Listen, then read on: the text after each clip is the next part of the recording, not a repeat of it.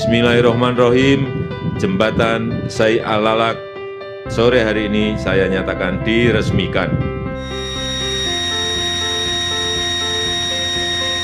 Jembatan Sungai Alalak, penghubung kota Banjarmasin dan Kabupaten Barito Kuala, Provinsi Kalimantan Selatan, merupakan wujud inovasi pembangunan infrastruktur nasional berupa jembatan kabel stay berstruktur melengkung pertama di Indonesia dan kini telah diresmikan Presiden Joko Widodo pada Kamis 21 Oktober 2021. Dibangun oleh Kementerian Pekerjaan Umum dan Perumahan Rakyat melalui Balai Pelaksanaan Jalan Nasional Kalimantan Selatan sejak 2018 lalu, keberadaan Jembatan Sungai Alalak di Jalan Nasional Trans Kalimantan untuk menggantikan Jembatan Kayu Tangi 1 yang sudah berusia 30 tahun. Biaya pembangunan jembatan sepanjang 850 meter dan lebar 20 meter memiliki 4 lajur dengan 2 arah tersebut berasal dari Surat Berharga Syariah Negara atau SBSN sebesar 278 miliar rupiah, dibangun tahan gempa dengan perkiraan usia layan hingga 1 abad. Uniknya, jumlah kabel stay tidak sama antara sisi kanan dan kiri jembatan yang menyesuaikan struktur jalan yang melengkung. Kemudian juga tiang pylon sebagai penopang jembatan dibuat asimetris menyesuaikan jumlah kabel stay tersebut. Keunikan inilah menjadikannya sebagai pionir pembangunan jembatan kabel stay melengkung di Indonesia. Bahkan kini jadi ikon baru pembangunan di bumi lambung Mangkurat. Jika selama ini struktur jembatan kabel stay pada umumnya memiliki jumlah strand kabel stay yang sama di bagian sisi kiri, kanan, depan, dan belakang, karena distribusi gaya yang seimbang dari dek dan pylon jembatan yang lurus, maka berbeda dengan jembatan Sungai Alalak. Pada jembatan ini, struktur dek dan pylon melengkung sehingga mengakibatkan garis pengaruh yang tidak berada pada senter jembatan. Lantas, perbedaan distribusi gaya inilah yang menyebabkan jumlah strand kabel stay di sisi kiri dan kanan berbeda. Berikutnya jumlah kabel pada sisi depan atau front span dan belakang atau back span juga berbeda atau asimetris. Terdapat 14 angkur pada sisi depan dan 10 pada sisi belakang. Perbedaan ini diseimbangkan selain dengan jumlah strand kabel yang berbeda dan juga dengan menggunakan struktur counterweight pada sisi belakang.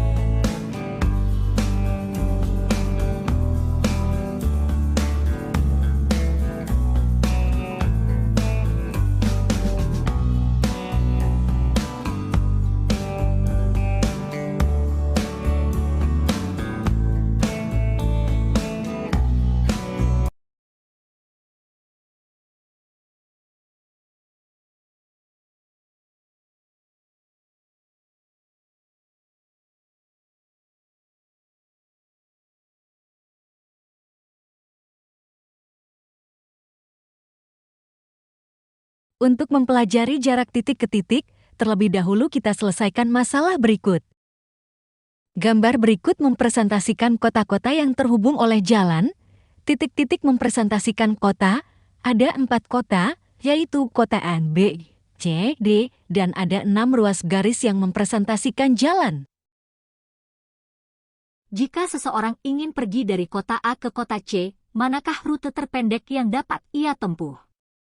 Kemudian tentukan jarak titik A ke titik C. Untuk menentukan rute terpendek, terlebih dahulu kita daftar kemungkinan rute yang ditempuh. Yang pertama, dari kota A langsung menuju kota C, yaitu sejauh 30 km. Yang kedua, dari kota A ke kota B dilanjutkan ke kota C, yaitu 21 tambah 18 sama dengan 39 km. Kemungkinan ketiga, dari kota A ke kota D, kemudian ke kota C, yaitu 20 tambah 25 sama dengan 45 km.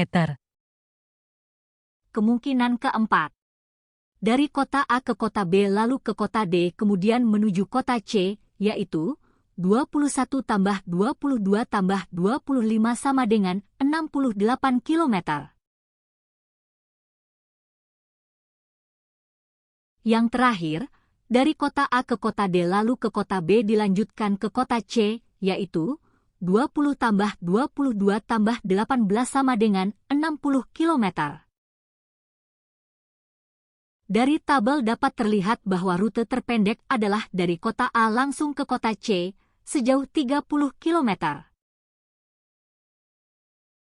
Jarak titik A ke titik C adalah panjang lintasan terpendek yang menghubungkan antara kota A ke kota C.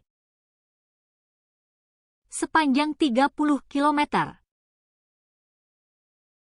Jadi, jarak titik ke titik adalah panjang ruas garis terpendek yang menghubungkan titik-titik tersebut. Ayo kita belajar menghitung jarak titik ke titik. Pada gambar terdapat 3 buah titik, yaitu titik A, B, dan C. Untuk menghitung jarak titik A ke titik B, buatlah garis dari titik A ke titik B. Jarak titik A ke titik B adalah panjang garis AB, yaitu 4 satuan.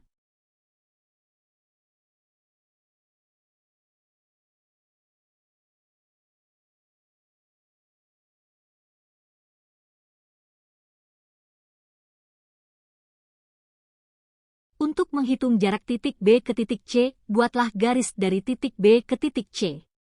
Jarak titik B ke titik C adalah panjang garis BC, yaitu 2 satuan. Langkah menghitung jarak titik A ke titik C, buatlah garis dari titik A ke titik C. Jarak titik A ke titik C adalah panjang garis AC. Posisi garis AC miring. Cara menghitungnya. Hubungkan titik A ke titik B dan titik C ke titik B, sehingga membentuk segitiga siku-siku. Gunakan rumus Pythagoras. Panjang AC sama dengan akar AB kuadrat tambah BC kuadrat. Sama dengan akar 4 kuadrat tambah 2 kuadrat.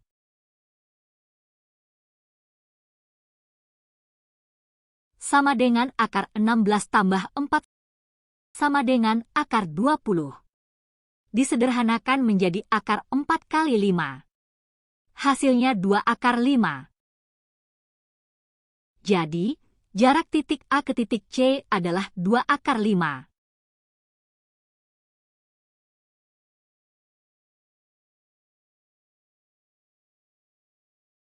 Contoh 1. Diketahui balok KBCD FGH, panjang AB 16 cm, BD 12 cm, dan DG 8 cm.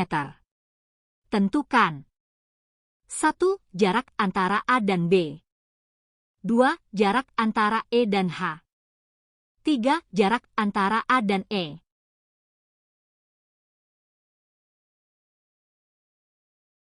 Langkah pertama, gambar balok ABCD, EFGH. Untuk menghitung jarak titik A ke titik B, buatlah garis AB. Jarak titik A ke titik B adalah panjang garis AB yaitu 16 cm. Untuk menghitung jarak titik E ke titik H, buatlah garis EH. Jarak titik E ke titik H adalah panjang garis EH yang sama dengan panjang garis BD yaitu 12 cm.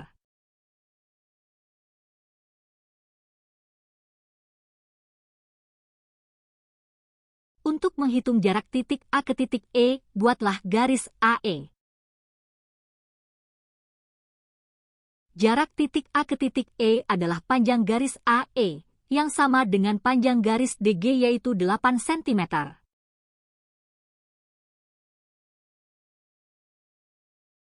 Diketahui kubus ABCDEFGH dengan panjang rusuk 2 cm.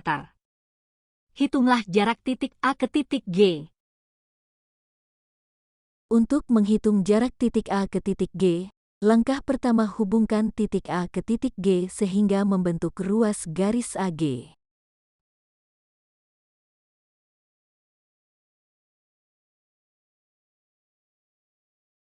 Garis AG adalah diagonal ruang kubus. Untuk menghitung panjang AG, hubungkan titik A ke titik C dan titik G ke titik C sehingga membentuk segitiga CG.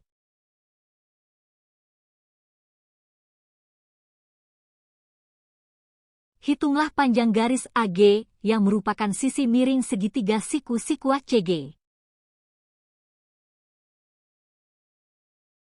Cara menghitung panjang garis AG.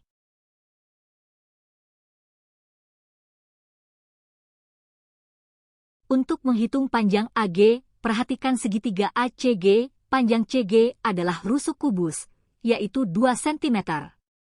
Sedangkan panjang AC belum diketahui. Menghitung panjang AC gunakan segitiga ABC, siku-siku di titik B. Berdasarkan rumus Pythagoras, AC sama dengan akar AB kuadrat tambah BC kuadrat. Sama dengan akar 2 kuadrat tambah 2 kuadrat. Sama dengan akar 4 tambah 4. Sama dengan akar 8.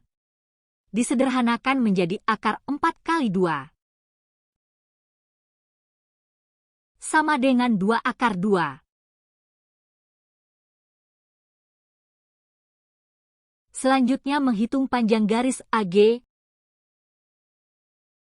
Perhatikan segitiga siku-siku ACG.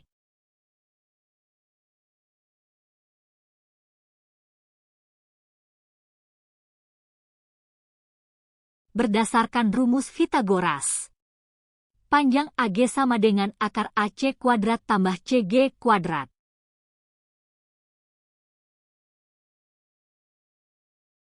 Sama dengan akar dari 2 akar 2 kuadrat tambah 2 kuadrat. 2 kuadrat adalah 4, dan akar 2 kuadrat adalah 2. Ditambah 4. Sama dengan akar 8 tambah 4. Sama dengan akar 12. Disederhanakan menjadi akar 4 kali 3. Sama dengan 2 akar 3.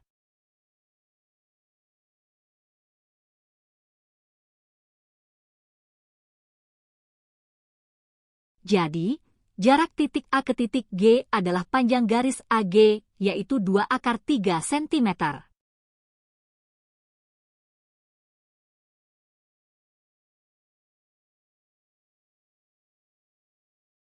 Untuk menentukan jarak titik A dan titik G dapat juga menggunakan aplikasi GeoGebra. Langkah-langkahnya adalah: yang pertama, buat kubus dengan panjang 2 cm dengan cara: pada peralatan pilih cube lalu klik titik 0 dan 2.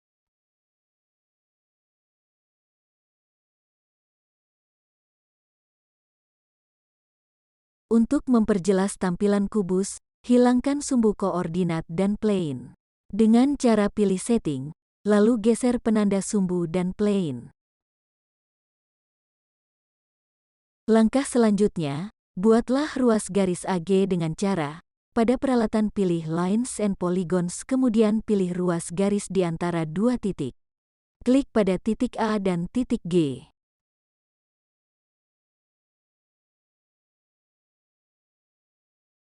Jarak titik A ke titik G adalah panjang ruas garis AG. Untuk menghitung panjang garis AG, pada peralatan pilih Measure lalu pilih jarak atau panjang. Klik titik A dan titik G.